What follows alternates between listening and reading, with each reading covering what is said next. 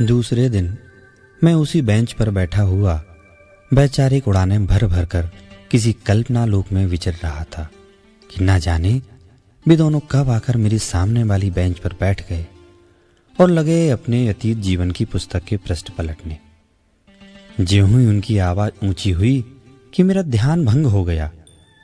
यद्यपि उन्हें मेरी उपस्थिति का ना तो कोई आभास ही था और न मुझसे कोई सरोकार ही, पर मुझे उनकी बातों में गहरी दिलचस्पी थी, क्योंकि बिना भोगे भुगते ही उनके जीवन के अनुभूत खट्टे मीठे व कड़वे अनुभवों का लाभ मुझे मिल रहा था। वे दिल खोल बोले जा रहे थे और मेरा मन उनकी बातें सुन सुनकर विचार बीथियों में विचरण कर रहा था। मुझे वहीं बैठे बैठे उनकी सब बातें स्पष्ट सुनाई दे रही थीं। आज उनकी बातचीत का विषय रोचक था, मनोरंजक था। वे दोनों अपनी अपनी आलोचना कर रहे थे, अपने अपने दोषों की समीक्षा कर रहे थे। अतः मैं उनकी बातों को विशेष ध्यान से सुनने लगा। पहला वृद्ध बोल रहा था, बंधु, यद्यपि मेरा नाम सदा सुखी है, पर मैंने जीवन भर दुख ही दुख भोगा है। पता नहीं ज्योतिषी जी ने मेरा नाम सदा सुखी क्या सोच कर रखा होगा। दूसरे वृद्ध ने भी अपनी मित्र सदा सुखी की हामे हामे लाते हुए कहा, तुम ठीक कहते हो, ये ज्योतिषी भी क्या भला है। देखो ना, किसी ज्योतिषी ने मेरा नाम भी विवेकी रख दिया, जबकि मेरे जीवन में अब तक मुझसे एक भी काम विवेक का नहीं हुआ। मेरा हर कदम अविवेक का ही रहा। पहली गलती तो मुझसे यही हुई कि मैंने अपने परिवार नियोजन पर बिल्कुल ध्यान नहीं दिया और एक के बाद एक करके 7 संतानें हो गई। इस कारण एक का भी ना ढंग से लालन पालन ही हो सका और ना देख रेख की। भला कोई अकेला आदमी 7 संतानों को कैसे संभाल सकता है। धंधा पानी देखे या उनकी देख रेख करे, और घरवाली तो बेचारी घर के काम से ही नहीं निमट पाती, चूल्हे चक्की में ही अटकी रहती है। दूसरे, मैं स्वयं भी अधिक नहीं पढ़ सका और अपनी संतानों को भी कोई विशेष पढ़ाया लिखाया नहीं। धंधा भी चुना तो ऐसा कि जीवन भर मरने को ही फुर्सत नहीं मिली। हलवाई और होटल का धंधा भी कोई धंधा है? यद्यपि इस धंधे में धर्म के दूने होते हैं, पर ऐसी कमाई किस काम की जिसमें हिंसा ही हिंसा हो और लोगों के स्वास्थ्य के साथ खिलवाड़ करना पड़े। सदा सुखी ने पूछा, स्वास्थ्य के साथ खिलवाड़ कैसी?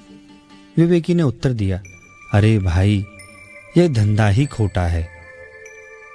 जब बासी सड़ी बुसी मिठाई बच जाती है तो हम लोग फिर से उसी मिठाई में कुछ ताजा मिष्ठान मिलाकर पुनः नया रूप देकर उसे थालों में सजाकर रख देते हैं और ताजे मिष्ठान के नाम पर उसे बेच देते हैं। महीनों का मैदा, बेसन तथा सस्ते से सस्ता घटिया घी तेल वगैरह काम में लेना पड़ता है। कंपटीशन का जमाना है ना, अतः इस पापी पेट के लिए सब उल्टे सीधे काम करने पड़ते हैं। सच पूछा जाए तो भले आदमियों की तो खाने लायक ही नहीं होती ये मिठाइयाँ, पर क्या करें, अन्य कोई उपाय भी तो नहीं। प्रातः 5 बजे से रात्रि के 11-12 बजे तक दुकान पर इतनी कठिन ड्यूटी देनी पड़ती है कि ना सुबह पूजा पाठ को समय और ना शाम को स्वाध्याय एवं मनन चिंतन की फुर्सत। सारा जीवन यूं ही कोल्हू के बैल की तरह कामकाज में जुते जुते निकाल दिया। चाहे इसे मानवीय मनोविज्ञान कहो या मानवीय कमजोरी, पर यह एक मनोवैज्ञानिक तथ्य है कि अधिकांश व्यक्ति दूसरों की घटनाएं सुनते सुनते स्वयं अपने जीवन की घटनाएं सुनाने को उत्सुक ही नहीं, आतुर तक हो उठते हैं। और कभी कभी तो भावुकतावश न कहने योग्य बातें भी कह जाते हैं, जिनसे वाद विवाद बढ़ने की संभावना हो। ऐसी बातें कहने से भी अपने को रोक नहीं पाते। सदा सुखी के साथ भी यही हुआ। वह भी विवेकी की बातें सुनकर अपने जीवन की एक दुखद घटना सुनाने से स्वयं को नहीं रोक सका। घटना की भूमिका बनाते हुए उसने कहा, इसमें कोई संदेह नहीं कि राष्ट्रहित, परिवार कल्याण और आत्मोद्धार की दृष्टि से परिवार बढ़ा लेने और आजीविका के चुनाव करने में तुमसे भूल हुई है, पर पारिवारिक और आर्थिक परिस्थितियों बस ये भूलें होना अस्वाभाविक नहीं है। इनसे तुम्हें पश्चाताप और दुख तो हो सकता है, पर ये लोकनिंद व दंडनीय अपराधों की श्रेणी में नहीं आती। भाई, मुझसे तो जीवन में एक ऐसा अक्षम अपराध बन गया है जिसे स्वयं मैं भी युगों युगों तक नहीं भूल सकूंगा, और उस अपराध के लिए मेरे बेटे मुझे कितना भी कष्ट क्यों ना दें, मैं उसे अपने अपराध का प्रायश्चित मानकर खुशी खुशी सहता रहूंगा। बस इसी कारण मुझ पर हो रहे अपने बेटों के दुर्व्यवहार का मुझे कोई दुख दर्द नहीं है।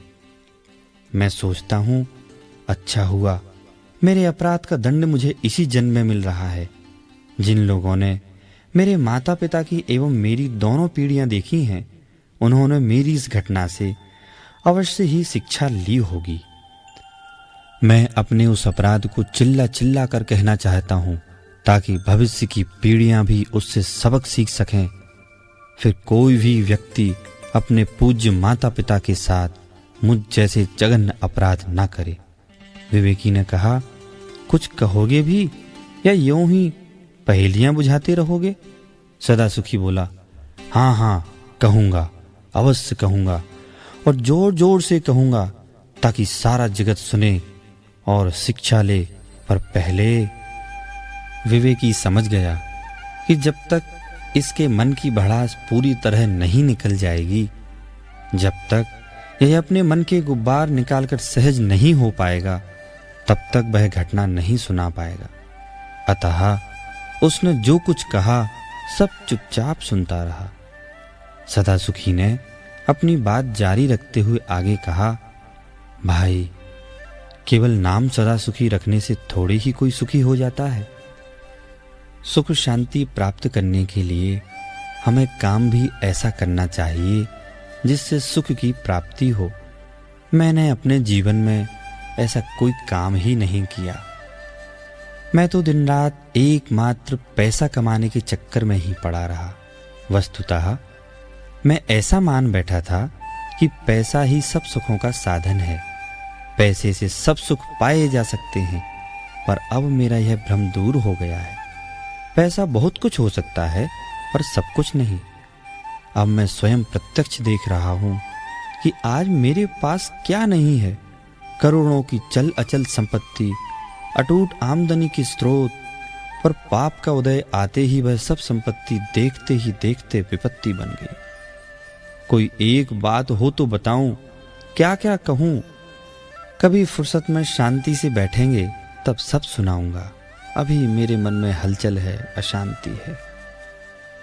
आज हम अपने बेटों से सेवा की आशा और सद्व्यवहार की अपेक्षा रखते हैं, पर हमें यह भी तो सोचना चाहिए कि कभी हम भी किसी के बेटे थे। क्या हमारे माता पिता भी हमसे यही आशा अपेक्षा नहीं रखते होंगे? हृदय पर हाथ रखकर हम अपनी अंतरात्मा से पूछें कि हमने उनके साथ कैसा व्यवहार किया, कितनी सेवा की, उनके किन किन अरमानों को पूरा किया, हम कितने आज्ञाकारी रहे उनके। यदि उत्तर नकारात्मक रहे तो फिर हमें भी अपने बेटों से ऐसी कोई आशा अपेक्षा नहीं रखनी चाहिए। बेटे तो प्रायः माँ बाप का ही अनुकरण करते हैं ना। वे जैसा बचपन में देखते रहते हैं वैसा ही तो सोचते हैं, क्योंकि बालकों का तो स्वभाव ही अनुकरणशील होता है। सदासुखी के इस लंबे भाषण ने विवेकी की जिज्ञासा को और भी अधिक जगा दिया। अतः उसने अधीर होकर कहा, भाई सदासुखी, यह सब तो ठीक है, तुम्हारी एक एक बात लाख लाख की है, पर मूल बात तो कहो जिसके लिए तुम यह इतनी लंबी चौड़ी भूमिका बना रहे हो। आखिर ऐसा क्या अनर्थ हो गया जिसका तुम्हें इतना पश्चाताप हो रहा है? सदासुखी ने कहा, भाई, यह बात तो पश्चाताप जैसी है ही, साथ ही दूसरा दुख इस बात का है कि उनके जीते जी मुझे अपनी इतनी बड़ी भूल समझ में नहीं आई। अन्यथा मैं तभी अपने पश्चाताप के इन आंसुओं से उनके चरण पखार कर अपने उस अपराध को कुछ कम तो कर ही सकता था।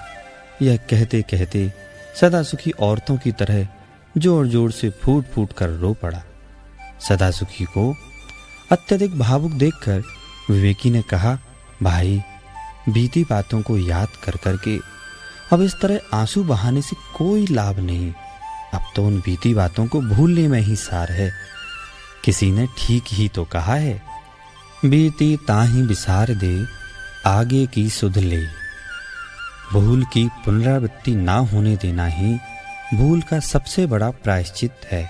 अतः भूत को भूल जाओ, वर्तमान को संभालो, भविष्य स्वयं संभल जाएगा। सदासुखी ने अपने आंसू पोंछते हुए कहा, पुनरावृत्ति का तो अब प्रश्न ही नहीं, पर क्या? विवेकी ने कहा। सदासुखी ने कहा, यही कि अब तो वे इस दुनिया में ही नहीं हैं। ना सही यहाँ, वे जहां भी होंगे सुखी होंगे, क्योंकि जिनका मरण शांत भावों से होता है, समता पूर्वक होता है, वे तो हमेशा सुखी ही रहते हैं। विवेकी ने आगे कहा, तुम्हारे ही कहे अनुसार तुम्हारे माता पिता का मरण भी समता पूर्वक हुआ है, शांत भावों से हुआ है। अतः वे भी निश्चित ही उत्तम गति को प्राप्त हुए होंगे। मैं तो तुम्हारी उस घटना को जानना चाहता हूं जिसके कारण तुम इतने दुखी हो। यदि तुम्हें असुविधा ना हो तो कहो, उसे कह देने से तुम्हारा जीव भी हल्का हो जाएगा और हो सकता है मुझे भी कुछ नवीन सीखने को मिल जाए। सदासुखी ने दुखी मन से अपनी कहानी कहना प्रारंभ किया। मैं अपने माता पिता का इकलौता पुत्र था। इस कारण उनके भविष्य की आशा भी एकमात्र मैं ही था। उन्होंने मुझसे बहुत सारी आशाएं लगा रखी थी, नाना प्रकार के सुनहरे स्वप्न संजो रखे थे। अतः वे भी मेरी सभी आकांक्षाएं पूरी करने में सदैव तत्पर रहते थे। घर में पैसे की कमी तो तब भी नहीं थी, तो जब जो चाहा तत्काल मिलता रहा, पर इसका परिणाम अच्छा नहीं हुआ। एक बड़े बाप के इकलौते बेटे में जिन दुर्गुणों के आ जाने की संभावना रहती है, वे सब दुर्गुण धीरे धीरे मुझ में भी आ गए।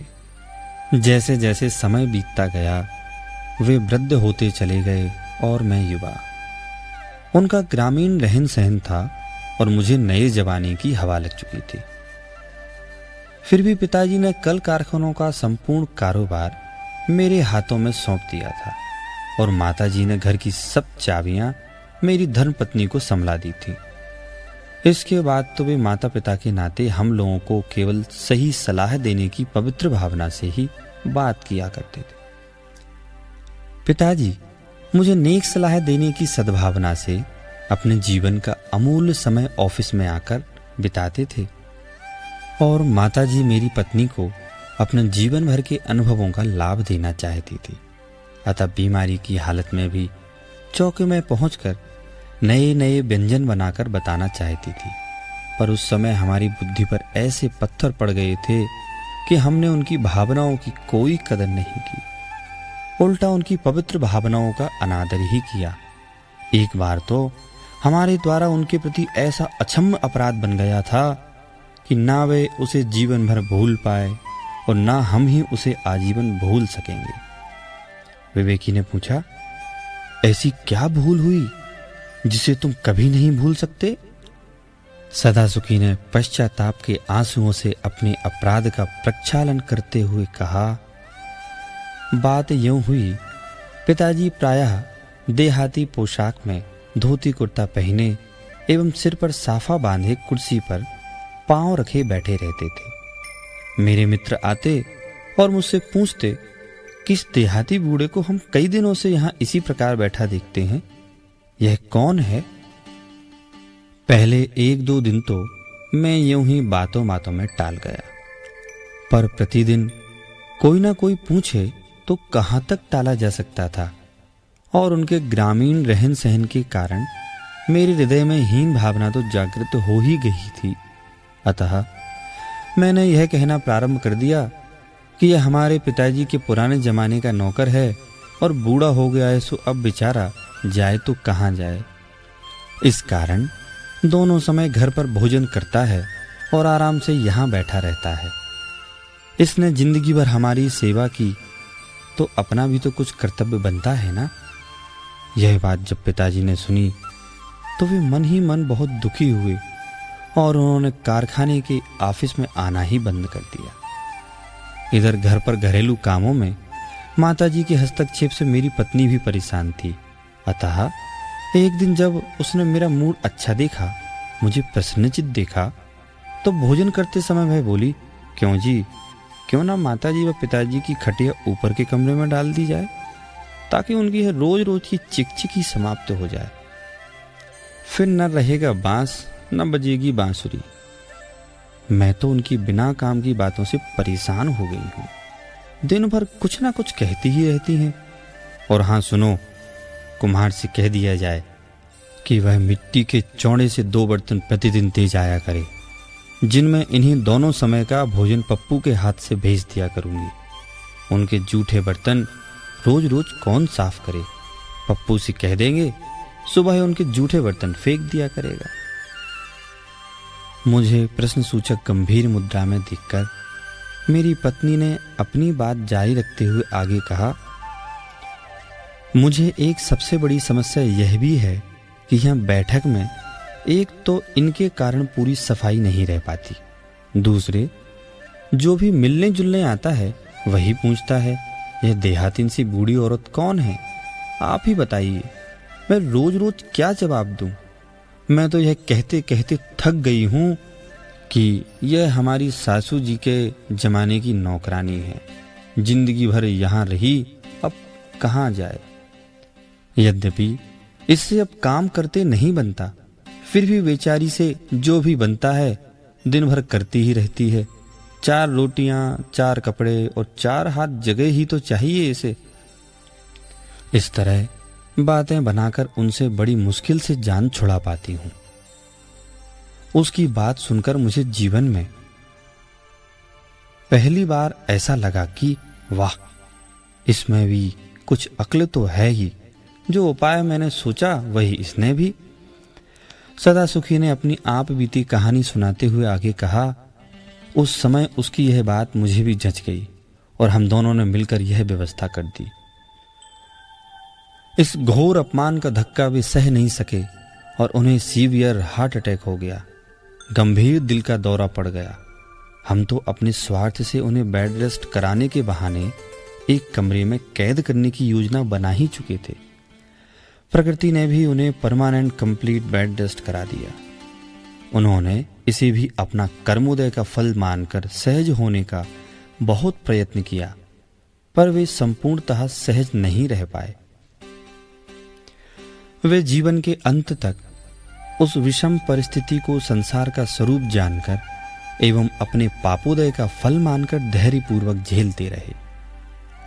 जब पेट जाए सगे बेटे बहू ने मिलने वालों के सामने अपनी झूठी आन बान रखने के लिए, अपना मिथ्या अहंकार पुष्ट करने के लिए अपने देहाती माता पिता को माता पिता मानने से इनकार करते हुए उन्हीं के सामने उन्हें अपने खानदानी नौकर नौकरानी कहकर उनके हृदय पर वज्रपात जैसा हृदय विदारक प्रहार किया हो, तब स्वाभिमानी माता पिता के मन मस्तिष्क पर विपरीत प्रभाव पड़ना तो स्वाभाविक ही था, क्योंकि उस असह्य हार्दिक वेदना को उनके द्वारा झेल पाना संभव नहीं था।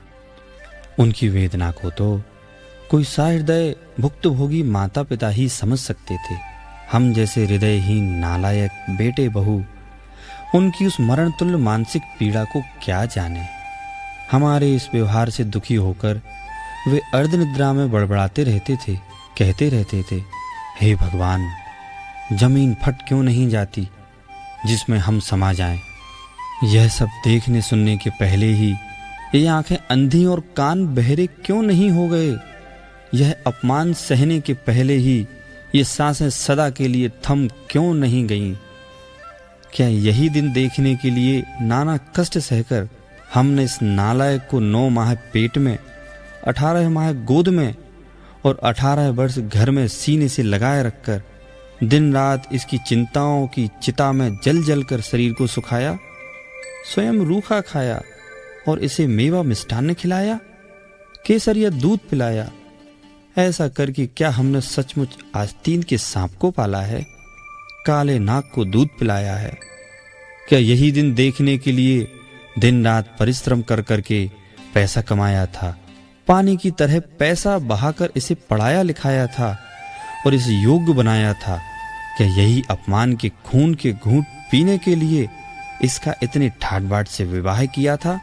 अरे भगवान, ये मानव क्या इसी तरह की संतान के लिए ऐसा तरसता तड़पता है? अपनी जान को जोखिम में डाल डालकर अपना प्रभव बिगड़ने की परवाह ना कर जैसे बने तैसे नीति अनीति से संतान के सुख के लिए दिन रात एक करता है और उसके बदले संतान देती है केवल अपमान, उपेक्षा और बेमौत मरने की मजबूरी। उन बूढ़े माँ बाप की इस बड़बड़ाहट में व्यक्त हो रही वचनातीत पीड़ा को वाणी देना तो दूर, कल्पनाओं की सीमा में समेट पाना भी संभव नहीं है। जब कभी वह स्वयं अपने बूढ़े माता पिता की स्थिति से गुजरे और उसके बेटे बहू उसके साथ भी वैसा ही उपेक्षित और अपमानजनक व्यवहार करें, संभव है तब कहीं उसमें कुछ अक्ल आए, पर उस समय तक तो सब कुछ झुक चुकेगा। तब फिर पछताने के सिवाय हाथ में रहेगा ही क्या। वक्त यूं ही व्यतीत होता रहा और थोड़े दिनों के अंतराल से वे दोनों ही उस जीवन के बंधन से सदा सदा के लिए मुक्त हो गए। दीपावली के लिए सफाई अभियान चल रहा था। उस प्रसंग में एक दिन जब हम ऊपर वाले कमरे में गए तो यह देखकर दंग रह गए कि कमरे के एक कोने में उन सारे मिट्टी के कूड़ों का ढेर लग रहा था जिनमें हम अपने माता पिता को खाना दिया करते थे। मुझे क्रोध आ गया और मैंने क्रोधावेश में डांटते हुए बेटे से कहा, क्यों रे पप्पू, तो इन्हें रोजाना क्यों नहीं फेंकता गया? अब इनका इतना बड़ा ढेर जमा हो गया है जिसे फिकवाने के लिए मजदूर को कम से कम 20-25 रुपए तो देने ही पड़ेंगे ना। अत्यंत भोलेपन से बेटा बोला, पापा इन्हें फेंकने की क्या जरूरत है, ये तो बड़े काम के हैं। क्यों, क्या काम आएंगे ये? जब आप व मम्मी बूढ़े हो जाओगे तो ये ही आपके काम आ जाएंगे ना। क्या तू हमें इनमें खिलाएगा? पापा मैं रोज रोज नए कुंडे कहाँ से लाऊंगा? आप तो बड़े आदमी हैं, सो प्रतिदिन नए नए मंगा लेते।